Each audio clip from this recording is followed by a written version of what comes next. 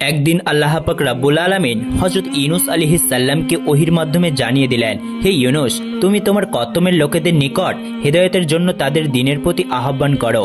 যদি তোমার কওমের লোকেরা হেদায়েত কবুল না করে তবে আমি তাদেরকে সবাইকে ধ্বংস করে দেব, যেভাবে ইতিপূর্বে আদ ও সামুদ জাতিকে ধ্বংস করেছিলাম। তারপর হযরত ইউনুস আলাইহিস সালাম তার কওমের লোকের নিকট গিয়ে বলল, হে আমার কওমের লোকেরা, তোমরা স্বীকার করে নাও যে আল্লাহ পাক রাব্বুল আলামিন ব্যতীত আর কোনো উপাস্য নেই। আমি তার প্রেরিত রসুল। তোমরা দেবদেবীর পূজা পরিত্যাগ করে এক নিরাকার ও সর্বশক্তিমান আল্লাহ পাক রাব্বুল আলামিনের উপাস্য ও ইবাদত বন্দেগী করো এবং আমার উপদেশ ও আদেশ অনুযায়ী কাজকর্ম করো। কিন্তু কওমের লোকগণ তার কথার প্রতি কোনো কর্ণাপতি করল না, বরং তারা জবাব দিল, হে ইউনুস, তুমি যদি আমাদেরকে টুকরো টুকরো করে ফেলো তথাপিও আমরা তোমার কথা শুনবো না এবং আমাদের পূর্বপুরুষদের ত্যাগ করব না এবং আমরা কোনোদিনই দেবদেবীর উপাসনা ছাড়ব না। হযরত ইউনুস আলাইহিস সালাম বললেন, তোমরা যে কথা বলছো তা তোমাদের জন্য ভীষণ বিপদের কারণ হবে। তোমরা যদি আল্লাহ পাক রাব্বুল আলামিনের প্রতি ঈমান এবং আমাকে নবী বলে স্বীকার না করো, এটা তোমাদের দুনিয়া ও আখিরাতের অকল্যাণকর হবে। যদি তোমরা কল্যাণ এবং মঙ্গল কামনা করো তবে তোমাদের ভুল পথ পরিত্যাগ করে আল্লাহ পাক রাব্বুল আলামিনের ইবাদতে লিপ্ত হও, আর নইলে অবশ্যই তোমাদের প্রতি আল্লাহ পাক রাব্বুল আলামিনের গজব নাজিল হবে, আর আখিরাতে তোমরা অন্তকাল ধরে দোজখের আগুনে জ্বলতেই থাকবে। এ থেকে তোমরা কোনোভাবেই রক্ষা পাবে না। এমন সময় একটি লোক হযরত ইউনুস আলাইহিস সালামকে বলল, আচ্ছা ইউনুস, তুমি যে কেবল গজবের কথা বলছো, গজবটা কি রকম আমাকে বলো তো, আমি একটু শুনি। তারপরে হযরত ইউনুস আলাইহিস সালাম জবাব দিলেন, গজব হলো অতর্কিতভাবে আল্লাহ পাক রাব্বুল আলামিন তোমাদের উপর ভীষণ কোনো বিপদ আপদ অবতীর্ণ করে দিবেন। যেমন ধরো প্রবল ভূমিকম্প, ঝড় তুফান এবং বন্যা, মহাপ্লান কিংবা আসমান হতে অগ্নিবৃষ্টির মাধ্যমে নানা রকমের গজব আসতে পারে। আল্লাহ পাক রাব্বুল আলামিন তোমাদের উপরে নাজিল করতে পারেন। হযরত ইউনুস আলাইহিস সালামের এই কথা শুনে অপর এক ব্যক্তি বিদ্রূপ করে বলে উঠল, আচ্ছা ইউনুস, এতগুলো গজবের মধ্যে কোনটি আমাদের উপর অবতীর্ণ হবে সেটা সঠিকভাবে বলো। হযরত ইউনুস আলাইহিস সালাম বললেন, হে আল্লাহর বান্দা, কোনটি যে আপনাদের উপর আসবেন তা আমি সঠিকভাবে বলতে পারি না। এর সঠিকতা কেবলমাত্র আল্লাহ পাক রাব্বুল আলামিন ভালো জানেন। তবে এই বিপদগুলির যে কোনো একটি যে আসবে তাতে কোনো সন্দেহ নেই, কেননা আল্লাহ পাক রাব্বুল আলামিন আমাকে তা জানিয়ে দিয়েছেন। হযরত ইউনুস আলাইহিস সালামের এই কথা শুনে সকলেই হেসে উঠল এবং তারা বলল, ইউনুস ধোঁকাবাজ, ইউনুসের কথার কোনো সুরতে নেই।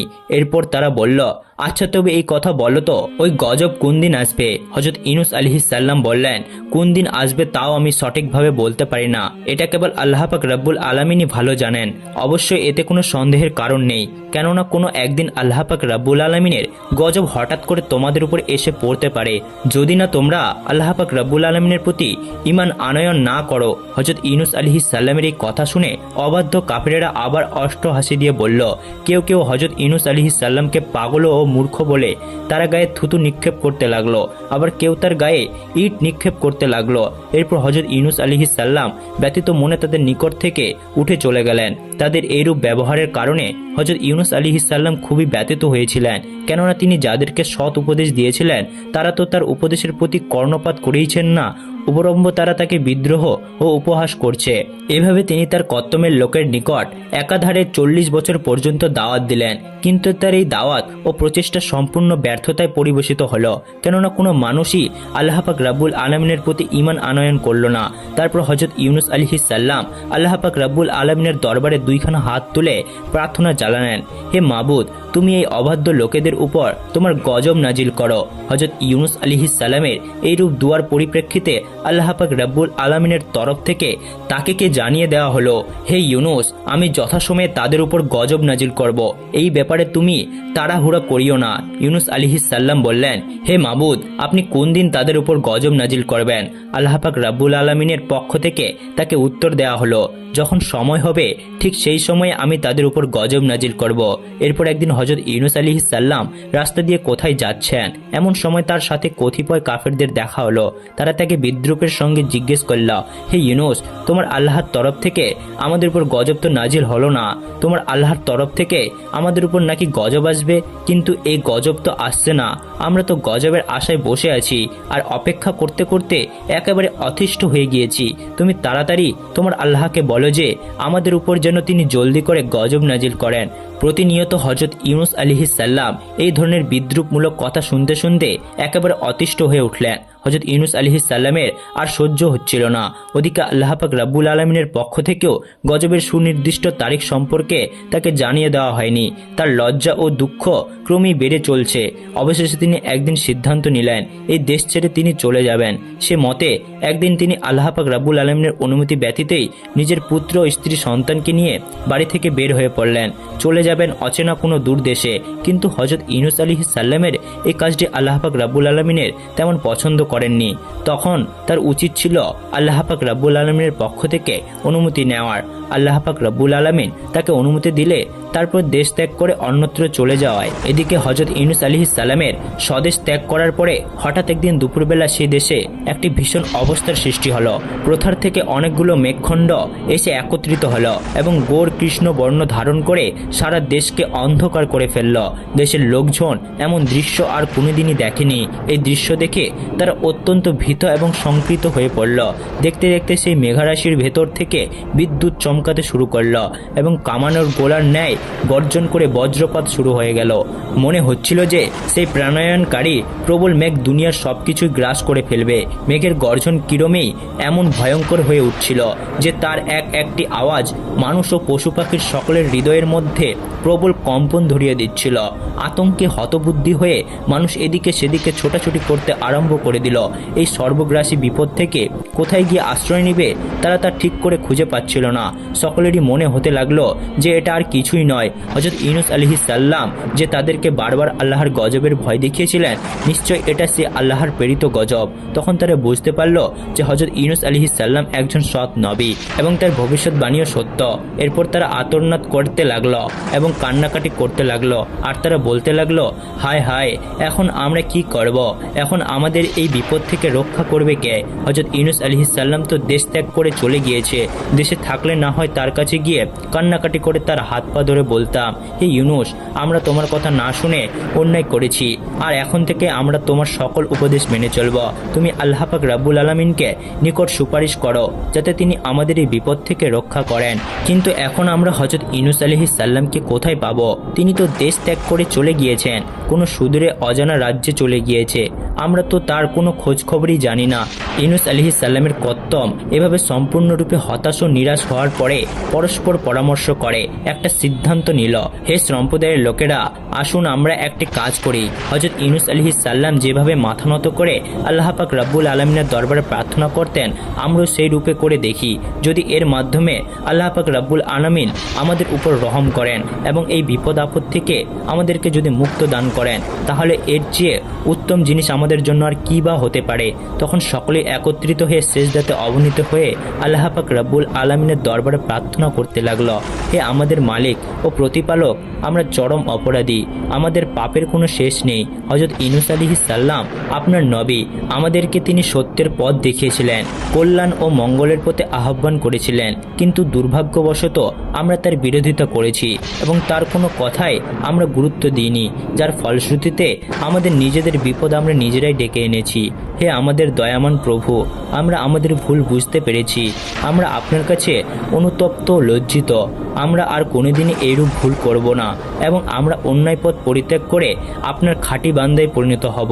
হে আমাদের মাবুদ, দয়া করে আপনি আমাদেরকে এই কঠিন বিপদ থেকে রক্ষা করুন। আপনি তো রহমান ও রাহিম। তাদের এইরূপ করুণ ও আন্তরিক প্রার্থনার ফলে তাদের প্রতি আল্লাহ পাক রাব্বুল আলামিনের দয়া হলো এবং তিনি তাদের উপর আসন্ন গজব থেকে প্রত্যাহার করে অল্পক্ষণের মধ্যে আকাশ পরিষ্কার করে দিলেন। সুবহানাল্লাহ। হযরত ইউনুস আলাইহিসসালামের কত্তমের মতো এইরূপ বিশাল একটি জাতি একত্রে ঈমান গ্রহণ করার ঘটনাটি ছিল সত্যি পৃথিবীর ইতিহাসে বিরল। হযরত আবু বকর সিদ্দিক রাদিয়াল্লাহু তাআলা আনহু থেকে বর্ণিত একটি হাদিসের মাধ্যমে জানা যায় যে হযরত রাসূল আকরাম সাল্লাল্লাহু আলাইহি ওয়াসাল্লাম বলেছেন, হযরত ইউনুস আলাইহিসসালামের কত্তমের মধ্যে প্রাপ্তবয়স্ক ও বুদ্ধিমান পুরুষের সংখ্যা ছিল 1 লক্ষ। এছাড়া নারী ও বালক বালিকার সংখ্যা ছিল প্রায় 3 লক্ষ। এদিকে হযরত ইউনুস আলাইহিসসালাম স্বদেশ ত্যাগ করে কিছু দূর চলা পরে তিনি একটি নদীর তীরে গিয়ে উপস্থিত হলেন। তখন তিনি তার দুই পুত্র স্ত্রীকে নিয়ে একত্রে নদী পার হওয়ায় চিন্তা ভাবনা করতে লাগলেন। কিন্তু তিনি ভেবে দেখলেন সকলকে নিয়ে একত্রে নদী পার হওয়া কখনোই সম্ভব নয়। তাই তিনি তার বড় ছেলেটিকে নদীর তীরে দাঁড় করিয়ে রেখে ছোট ছেলেটিকে কাঁধে তুলে নিলেন এবং তার স্ত্রীর হাত ধরে নদী পার হতে লাগলেন। প্রথমত নদীর মধ্যে কোনো ঢেউ ছিল না, কিন্তু যেই না হযরত ইউনূস আলাইহিস সালাম নদীর মাঝ বরাবর পৌঁছে গেলেন, এমনি নদীতে প্রবল ঢেউ শুরু হয়ে গেল। হঠাৎ করে এরকম বিপদ হযরত ইউনূস আলাইহিস সালাম কি করবেন তিনি কিছুই বুঝতে পারল না। তিনি তার স্ত্রীকে শক্তভাবে ধরে রেখেছিলেন, কিন্তু স্রোতের গতি এতই প্রবল ছিল যে তিনি আর তাকে ধরে রাখতে পারল না। স্ত্রী তার হাত থেকে ছুটে চলে গেল। স্ত্রীকে রক্ষা করতে গিয়ে যখন তিনি তার প্রতি মনোনিবেশ করলেন, তখন তার ঘাড়ের উপরে থাকা ছোট্ট ছেলেটির প্রতি অন্যমনস্ক হয়ে পড়েছিলেন। আর সেই কারণে তার ছোট্ট ছেলেটিও ঘাট থেকে পড়ে চলে গিয়েছে নদীর স্রোতের সাথে, কোথায় যেন বিলীন হয়ে গেল। তাদের মধ্যে কাউকে তিনি উদ্ধার করতে সক্ষম হলো না। যখন নদীর পরে রেখে আসা বড় ছেলেটিকে উদ্ধার করার জন্য যেই না নদীর পাড়ের নিকটবর্তী হলেন, তখন তিনি দেখতে পেলেন একটি বাঘ তার ছেলেটিকে আক্রমণ করে তাকে ধরে নিয়ে দ্রুত জঙ্গলের মধ্যে চলে গেল। তখন আর তিনি কি করবেন? এইভাবে তিনি স্ত্রী পুত্রকে হারিয়ে শোকাহত মনে নদীর পার ধরে চলতে লাগলেন। বহুদূর পথ অতিক্রম করার পরে তিনি দেখতে পেলেন একটি বিরাট নদীর কূলে একটি জাহাজ নোঙর করা রয়েছে। বহু যাত্রী পূর্বে জাহাজে আরোহণ করেছিলেন, তিনিও তাতে আরোহণ করলেন। কিছুক্ষণ পরে জাহাজটি গন্তব্যের পানে যাত্রা শুরু করলো। অল্পক্ষণের মধ্যেই তা নদীর সীমানা পেরিয়ে সমুদ্রে গিয়ে উপনীত হলো।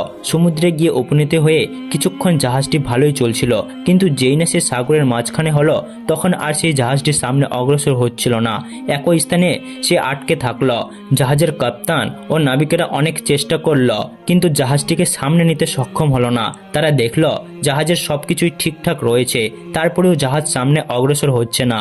তারপর জাহাজের নাবিকরা ও কাপ্তান এবং আরোহীগণ সকলে অবাক হয়ে ভাবতে লাগলো যে এইরূপ হওয়ার কারণ কি। ওই জাহাজে একজন ধর্মভীরু কামিল বুর্জুক লোক ছিলেন। তিনি বললেন, নিশ্চয় জাহাজে এমন একজন লোক আছে যে তার মালিকের কাছে না বলে পালিয়ে এসেছে এবং সে এই জাহাজে আরোহণ করছে, আর তার পাপের কারণে জাহাজ সামনে চলছে না। সেই ব্যক্তিকে যতক্ষণ পর্যন্ত জাহাজ থেকে ফেলে না দেওয়া হবে, ততক্ষণ পর্যন্ত জাহাজ বিপদমুক্ত হবে না। তখন এক এক করে জাহাজের প্রত্যেক আরোহীর কাছে জিজ্ঞেস করা হলো যে তোমাদের মধ্যে কি এমন কেউ আছে যে তার মালিকের কাছে অনুমতি ব্যতীত পালিয়ে এসেছে? কিন্তু সকল যাত্রীরা একথা অস্বীকার করল। তখন হযরত ইউনূস আলাইহিস সালাম ভাবতে লাগলেন যে আমি মালিকের কাছে না বলে পালিয়ে এসেছি। আমি আমার মহান প্রতিপালক সর্বশ্রেষ্ঠ আল্লাহ পাক রব্বুল আলামিনের অনুমতি না নিয়েই স্বদেশ ত্যাগ করে পালিয়ে রওনা হয়েছি। আমার মতো এত বড় পাপী আর কে বা হতে পারে?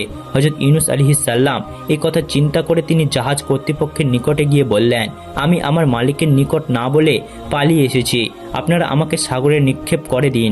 আমাকে সাগরে নিক্ষেপ করা হলে জাহাজ চলতে শুরু করবে এবং আপনারা সকলেই বিপদমুক্ত হয়ে যাবেন। ইউনূস আলাইহিস সালাম এ কথা বললেও তার লাভ্যময় চেহারা সুরত দেখে কেউই বিশ্বাস করতে পারল না যে তিনি কারো গোলাম হতে পারেন। কোনো গোলামের এই আচরণ এবং কথাবার্তা এরূপ হতে পারে না, বরং তাকে সকলে বিশেষ কোনো সম্ভ্রান্ত লোক বলে মনে করতে লাগলো। কিন্তু হযরত ইউনূস আলাইহিস সালাম যখন নিজেকে বারবার অবাধ্য গোলাম বলে তাদের নিকট প্রকাশ করতে লাগলো, তখন জাহাজের লোকজন বাধ্য হয়ে একটি সিদ্ধান্ত নিল যে সেই অবাধ্য লোকটিকে ধরার জন্য লটারি করা হবে। এরপর তারা লটারি করল, কিন্তু যতবারই লটারি করলো প্রত্যেকবারই হযরত ইউনূস আলাইহিস সালামের নাম উঠল। তখন তাদের কাছে হযরত ইউনূস আলাইহিস সালামকে সমুদ্রে নিক্ষেপ করা ছাড়া আর কোনো উপায় ছিল না। তারপর তারা তাকে সমুদ্রে নিক্ষেপ করল। সমুদ্রে নিক্ষেপ করার সাথে সাথে জাহাজটি আবার পূর্বের ন্যায় চলতে আরম্ভ করল এবং জাহাজের সকল যাত্রীরা বিপদমুক্ত হয়ে গেল। এদিকে হযরত ইউনূস আলাইহিস সালাম যখন সমুদ্রে নিক্ষেপ হলেন, এরপর হযরত ইউনূস আলাইহিস সালামকে একটি বিরাট মাছ এসে তাকে গিলে ফেলল। দুর্যোগের উপর যেন মহা দুর্যোগ, বিপদের উপর বিপদ। হযরত ইউনূস আলাইহিস সালাম দেশ ত্যাগ করে বের হওয়ার পরে প্রথমে তিনি নিজের স্ত্রী এবং পুত্র সন্তানকে হারিয়েছেন। এরপর তিনি নিজে সমুদ্রে নিক্ষেপ হয়ে মাছের পেটে চলে এসেছেন। এর চেয়ে বড় বিপদ আর কি বা হতে পারে? আল্লাহ পাক রব্বুল আলামিনের একজন বিশিষ্ট নবী হওয়া সত্ত্বেও আল্লাহ পাক রব্বুল আলামিনের অনুমতি ব্যতীত স্বদেশ ত্যাগ করার কারণে আল্লাহ পাক রব্বুল আলামিন তাকে এই কঠিন বিপদ ও ভালো মুসিবত দিয়ে পরীক্ষা করেছিলেন। আল্লাহ পাক রব্বুল আলামিনের উদ্দেশ্য ছিল এই যে ইউনুস আলাইহিসসালামের এই ঘটনাটি যে অন্যান্য নবী রাসূল এবং বিশ্বের মুসলমানদের জন্য একটি আদর্শ হিসাবে প্রতিষ্ঠিত হয়ে থাকে। আল্লাহ পাক রব্বুল আলামিন হযরত ইউনুস আলাইহিসসালামকে দুনিয়া থেকে তুলে নেওয়ার বদলে তাকে বাঁচিয়ে রাখার ইচ্ছা করলেন। এ কারণে তিনি উক্ত মাছটিকে হুকুম দিলেন, হে মৎস্য, আমার প্রিয় নবী তোমার পেটে আশ্রয় গ্রহণ করেছে, সাবধান তার যেন কোনো প্রকার কষ্ট অসুবিধা না হয়, এদিকে তুমি সর্বদা লক্ষ্য রাখবে। হযরত ইউনুস আলাইহিসসালাম মাছের পেটে যাওয়া মাত্রই কেঁদে কেঁদে আল্লাহ পাক রব্বুল আলামিনের দরবারে ইস্তেগফার করতে লাগলেন এবং তিনি ফরিয়াদ করতে লাগলেন, হে মাবুদ, তুমি আমাকে ক্ষমা করে দাও, আমি আর কোনোদিন তোমার অসন্তুষ্টিমূলক কোনো কাজ করব না, তুমি আমার এবারের অপরাধগুলো অনুগ্রহপূর্বক মার্জনা করো।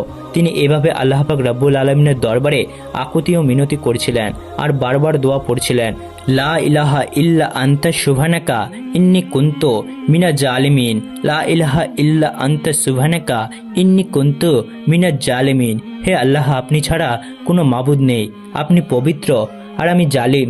এর অন্তর্ভুক্ত এভাবেই একধারে হযরত ইউনুস আলাইহিসসালাম মাছের পেটে 40 দিন কাটালেন এবং ইউনুস আলাইহিসসালাম মাছের পেটে থেকে বিরতিহীনভাবে একটি দোয়া পাঠ করতে লাগলেন।